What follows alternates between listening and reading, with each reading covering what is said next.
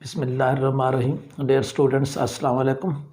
बेटा आज हम इस मैकेनिक्स पोर्शंस में से लेक्चर नंबर 5 में स्टडी करेंगे। आज का हमारा टॉपिक होगा equations of motions for the constant force.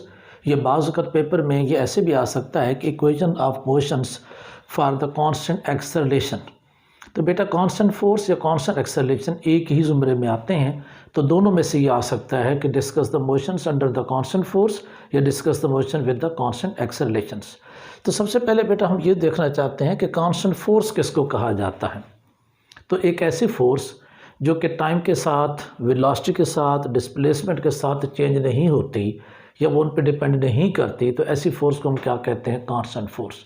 The force which does not change with the change of position, with the change of displacement, with the change of velocity, with the change of time, some other parameters।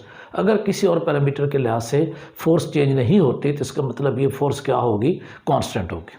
अच्छा, अब इसमें term इस्तेमाल होती है rectilinear motions. क्या होती है? इसकी सिंपल डेफिनेशन ये है कि जब कोई बॉडी स्ट्रेट लाइन मोशन में होती है, it is a called linear motion, it is also called क्या है? Rectilinear motions. तो ये उस हवाले से पहले हमने पढ़ लिया। अब हम डिस्कस करना चाहते हैं मुख्तलिफ इक्वेशंस को जो कि आपने एफएससी पार्ट 1 के अंदर भी पढ़ी होती हैं, लेकिन फिर उनको कुछ एक वर्जन्स में हम देखना चाहेंगे कि क्या यहाँ भी उनको एक्सप्रेस किया जा सकता है। ज़रा देखते हैं। From second law of motion से हमने एक्सेलरेशन को लिखते हैं, एक्सेलरेशन इज इक्वल टू, हम एफएससी में लिखते हैं delta v over delta t. ये d v over d t, यानी ये डेरिवेटिव है डी वी ओवर क्या होगा? डी टी का। ठीक है। अच्छा, अब इसमें वेरिएबल को सेपरेट करना, क्योंकि जो कुछ लोग ऐसे होंगे जिन्होंने अभी मैथ ज़्यादा ना पढ़ी हो, तो डी टी एक डिफरेंशियल एक वेरिएबल है और वेलोसिटी एक वेरिएबल है। ये दो इकट्ठे खड़े, इनको अलग करते हैं, डी टी को उधर ले जाते हैं, तो ये हमारे पास हो जाएगा D V is equal to A D T. Equation number क्या बन गई? 1। अब इसकी कंडीशन ये है कि जब t 0 होता है, यानी इनिशियली हम स्टार्ट पे होते हैं, तो उस वक्त वेलोसिटी का नाम है v नॉट, और जब टाइम कुछ गुजर जाता है तो उसको पढ़ते हैं t, तो वेलोसिटी को क्या पढ़ते हैं? v। यानी वेलोसिटी v नॉट से v हो जाएगी, टाइम 0 से लेके क्या हो जाएगा? t। बेटा इस अमल को जिसको आप देख रहे हैं, इसको मैथमेटिक्स में कहते हैं इंटीग्रल। इंटीग्रल बुनियादी तौर पर उस वक्त इस्तेमाल किया जाता है जब कोई चीज़ें ज़्यादा मिकदार के अंदर काउंट करने के इस्तेमाल की जाएँ, यानी उनको इकट्ठा करना हो तो उसको हम इंटीग्रेट करते हैं। लिहाजा अब इसको इंटीग्रेट किया जा रहा है, यानी चेंज ऑफ वेलोसिटी को हम इंटीग्रेट करते हैं from v not to v, यानी initial value v not to क्या है? V, and a D t, चूँकि ये टी का वेरिएबल है तो लिहाजा 0 से लेके क्या होगा? टी। ये इंटीग्रल के तौर पे होगा। जब इसका हम इंटीग्रल लेते हैं तो डी वी डेरिवेटिव है, इंटीग्रल के साथ हम उसे कैंसिल करेंगे तो सिर्फ क्या आ जाएगा? वी। डेरिवेटिव इंटीग्रल एक दूसरे के इन्वर्स होते हैं, तो डी वी का इंटीग्रल क्या आएगा? वी नॉट टू वी, इसको लिमिट कहते हैं। तो बेटा लोअर कीमत नीचे, ऊपर वाली कीमत ऊपर लिखते हैं। अब यहाँ देखें, ए कांस्टेंट है, डी टी का वेरिएबल है टी, तो यहाँ लिखें ए और टी 0 से लेके क्या तक होगा? टी तक। लिमिट हल करने का तरीका ये होता है कि ऊपर वाली वैल्यूज माइनस नीचे वैल्यू, जैसे वी माइनस वी नॉट, फिर ए कांस्टेंट है, फिर टी माइनस क्या होगा? 0। अब इसको हल करें तो ये बन जाएगा V minus V naught is equal to किस के बराबर है? ए टी के। अगर हम वी नॉट को इधर ले आते हैं तो V is equal to we naught plus A T. अगर थोड़ा गौर करें तो पार्ट 1 की इक्वेशन नंबर 1 ये थी, v f is equal to v i plus A t. तो यहाँ वी एफ को क्या नाम दिया हमने? वी का। वी आई को क्या नाम दिया? वी नॉट का। और ए टी वैसे की कीमत आ जाएगी, यानी सेम तकरीबन वही चीज़ हमने प्रूव कर दी है। अब आते हैं हम, इसको कहते हैं डिस्टेंस, मेजर द डिस्टेंस, और सेकंड इक्वेशन भी इसी को कहा जाता है। अब ज़रा उसी इक्वेशंस को जो हमने इक्वेशन नंबर 2 लिखी थी पीछे, वो है from equation number 2 v is equal to we naught a t. ये इक्वेशन नंबर 2 मैंने दोबारा ऊपर लिख दी है। बेटा ये होता है dx over dt is equal to v, यानी डेरिवेटिव ऑफ डिस्प्लेसमेंट विद, यानी change of displacement with respect to time is called velocity. लिहाजा अगर ये वैल्यूज यहाँ पुट करते हैं तो dx over dt v not a T हमारे पास हो जाएगा। ठीक हो गया। अच्छा, अब इसमें फिर वेरिएबल सेपरेट करो, तो dx और dt दो डिफरेंशियल्स हैं। dt को इधर मल्टीप्लाई कर दो, dx बाहर कर, तो dx is equal to we naught dt, फिर ए टी इंटू क्या होगा? dt। इक्वेशन नंबर क्या हासिल होगा? 3। इस तरीके से ये जो इक्वेशन नंबर 3 आई है, इसको अब हम इंटीग्रेट करेंगे जबकि इसमें दो वेरिएबल आ रहे हैं, एक x आ रहा है, दूसरा क्या आ रहा है? t।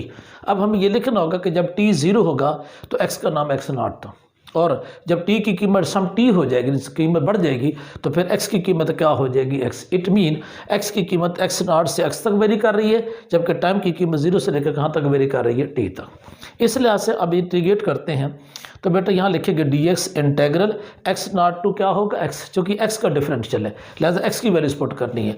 यहाँ वी नॉट डी टी, इसका इंटेग्रल लेंगे तो 0 से टी, चूँकि यहाँ टी का डिफरेंशियल है। फिर यह A T D T, A T D T 0 से लेकर कहाँ तक होगा, टी तक। थोड़ा इजी बनाने के लिए मैंने इसको ऐसे लिखा, यहाँ से वी नॉट कॉन्स्टेंट है उसको बाहर लिख ला, अंदर वैल्यूज क्या है, डी टी। यहाँ पे ए कॉन्स्टेंट है, बाहर लिखा, अंदर क्या लिखा है, टी। यानी ये टी के डिफरेंशियल हैं सारे, और ये किसका है, एक्स का। अब डी एक्स का इंटेग्रल क्या होगा, एक्स होगा, क्योंकि डी डेरिवेटिव को शो कर रहा होता है, और ये इंटेग्रल एक दूसरे को ड्रॉप करेंगे, कैंसिल करेंगे, तो सिर्फ क्या रह जाएगा, एक्स। खासकर वो लोग जो बायो वाली साइड से आए हैं उनके लिए थोड़ा जी तरीके इख्तियार कर रहा हूँ। तो डी एक्स का इंटेग्रल क्या होगा, एक्स। लिमिट क्या है, x not to x, x not to क्या होगा, एक्स। अब इसी को समझेंगे, वी नॉट ये है डी टी, यहाँ क्या इंटेग्रल होगा, टी होगा। मैथमेटिक्स वाले लोग तो डायरेक्ट समझते हैं, वरना बायो वालों के लिए कि जब इंटेग्रल को हम डेरिवेटिव से कैंसिल करते हैं तो सिर्फ टी फंक्शन रह जाता है, तो 0 से लेकर टी तक लिमिट हो जाएगी। ये टी है, अकेला डी टी नहीं है। अब टी जो है इसका इंटेग्रल कैसे लेते हैं, तो इंटेग्रल लेने का एक तरीका थोड़ा सा मैं समझा दूँ कि अगर हम फ़र्ज़ करें किसी जगह के ऊपर ऐसे लिखते हैं, एक्स की पावर क्या है, एम, क्या लिखा है, एक्स। अगर आप इसका इंटेग्रल लेते हैं तो ऐसे लिया जाता है, एक्स की पावर हो जाएगी m+1 डिवाइड बाई m+ क्या होगा 1, यानी पावर जो भी दी होगी उसमें एक ऐड करके उसी पावर से उसे क्या करते हैं, डिवाइड।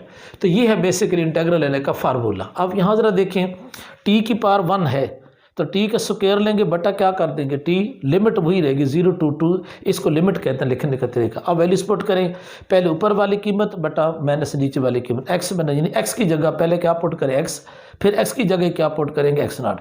वी नॉट कांस्टेंट है, फिर टी की जगह टी, और टी की जगह क्या पुट करेंगे, 0। ए ये 2 बाहर लिख लें ताकि इजी हो जाएगा, टी स्क्वायर माइनस क्या होगा, 0। अब इन ब्रैकेट्स को आप खोल देंगे तो हमारे पास रिजल्ट हो जाएगा, x is equal to x naught v naught t half a t क्या होगा, स्क्वायर। आप इस एक्स नॉट को इधर ले जाएं, x is equal to x naught v naught t half a t square. जब टी 0 होता है तो एक्स ओरिजिन पे लिया जाता है, और वहाँ पे एक्स नॉट की कीमत किसके बराबर होती है, 0। अगर हम एक्स नॉट 0 पुट करते हैं तो x is equal to we naught t half a t square. अब देखिए इस इक्वेशन को, क्या ये इस इक्वेशन से मैच करती है, s is equal to v i t plus half a t square, तो यस। इट मीन ये हमने कौन सी इक्वेशन प्रूव कर दी, सेकंड इक्वेशन। तो पहले फर्स्ट इक्वेशन थी, फिर कौन सी होगी, सेकंड।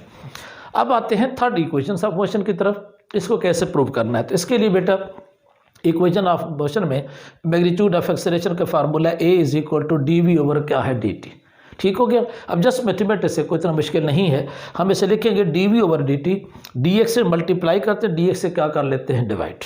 इसके बाद हम डी वी को डी एक्स के साथ और डी एक्स को डी टी के साथ, यानी d x over d t और d v over d x, यानी इसको इस पर डिवाइड कर दे, इसको इस पर डिवाइड कर, जस्ट चेंज किया। इसको ऐसा करने से क्या फ़ायदा होगा कि d x over d t बनता है वेलोसिटी, लिहाजा v into d v over क्या होगा, डी एक्स। तो हमारा रिजल्ट बन गया acceleration is equal to v into d v over क्या होगा, डी एक्स। अब वेरिएबल को सेपरेट कर लें, डी एक्स को उधर ले जाएं तो ए ज़रब क्या होगा, डी एक्स, और वी ज़रब क्या होगा, डी वी। ये है वेलोसिटी का डेरिवेटिव, ये किसका है, डिस्प्लेसमेंट, ये एक्स का डेरिवेटिव। अब बेटा आप करना चाहते हैं इंटीग्रेट, तो लिमिट्स क्या होंगी, फिर वही लिमिट्स हैं कि जब टी की 0 पुट करते हैं तो एक्स किस चीज़ के बराबर होता है, एक्स नॉट के। तो जब टी की कीमत हम टी पे ले जाएंगे तो एक्स की कीमत किस पे चली जाएगी, एक्स पे। तो इसका मतलब एक्स 0 से लेके या एक्स नॉट से लेके एक्स तक वेरी करेगा, वेलोसिटी वी नॉट से कहाँ तक वेरी करेगी, वी तक।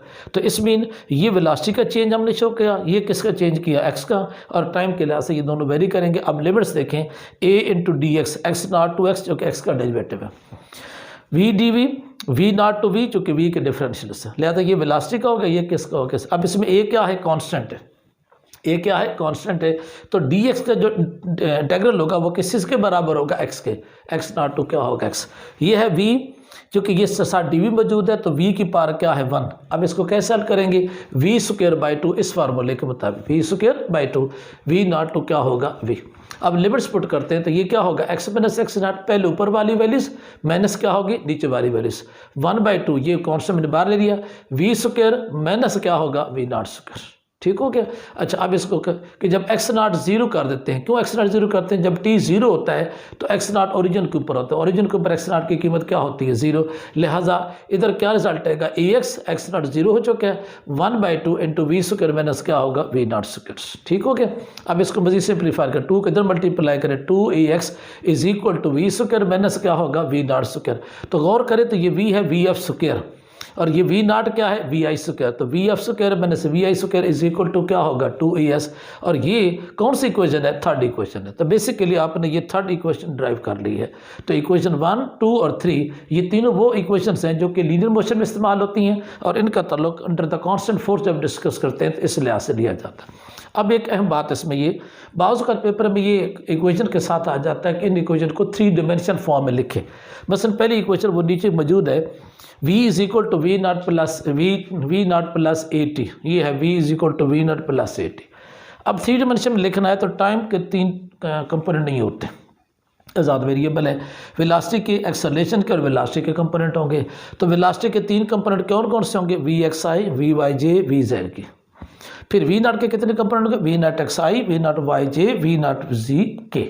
फिर ए के कितने कंपोनेंट होंगे? ए एक्स आई, ए वाई जे, ए जी के इनटू क्या होगा? टी। ऐसे फॉर्म में लिखेंगे, इससे कहते हैं 3 डायमेंशन। ये बेटा आप पहली इक्वेशन को भी लिख सकते हैं, दूसरी को भी लिख सकते हैं और तीसरी को भी आप ऐसे लिख सकते हैं। इसमें किसी किस्म की पाबंदी नहीं। मसलन आप इसके करना चाहेंगे तो ए के तीनों कंपोनेंट होंगे, एक्स के तीनों कंपोनेंट होंगे, वेलोसिटी के तीनों कंपोनेंट होंगे। इस वेलोसिटी के कितने कंपोनेंट होंगे? 3। लेकिन ये जस्ट लिखने का अंदाज़ है, ये कोई कैलकुलेशन का हिस्सा नहीं है। तो ये था आज का हमारा टॉपिक जिसमें हमने इक्वेशंस को ऑफ मोशन को डिस्कस किया अंडर द कांस्टेंट फोर्स। या बाज़ का पेपर में ऐसा आ जाएगा कि discuss the motion under the constant force, under the constant acceleration, ये सारी उसी ज़ुमरे में आएंगे। तो ये था आज का टॉपिक। इंशाल्लाह मिलते हैं नेक्स्ट लेक्चर में। उस वक्त तक के लिए अल्लाह हाफिज़।